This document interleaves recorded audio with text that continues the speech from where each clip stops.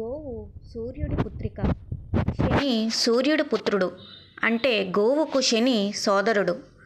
గోవు మనకు అమ్మ కనుక శని మనకు మేనమామ అన్నమాట. కనుక శని దోషం ఉన్నవారు, శనిగ్రహ పీడితులు భయపడనవసరం లేదు. పెద్ద పెద్ద హోమాలు జపాలు చేయనవసరం లేదు.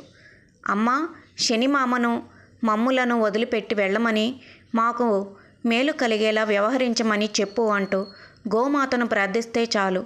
సోదరుడి వలన మీకు మేలు కలిగేలా ఆమె చూచుకుంటుంది. నమో గోభ్యః శ్రీమతిభ్యః సౌరభేభ్య ఏవ చ. నమో బ్రహ్మానుతాభ్యశ్చ పవిత్రాభ్యో నమో నమః. గావో మమగ్రతః స్తन्तు గావో మే స్తन्तు పృష్ఠతః. గావో మే హృదయే నిత్యం గవం మధ్యే వసమ్యహం. సర్వదేవమయే దేవి సర్వదేవైరలంకృతే మాతర్మ అభిలాషితం సఫలం కురు నందిని.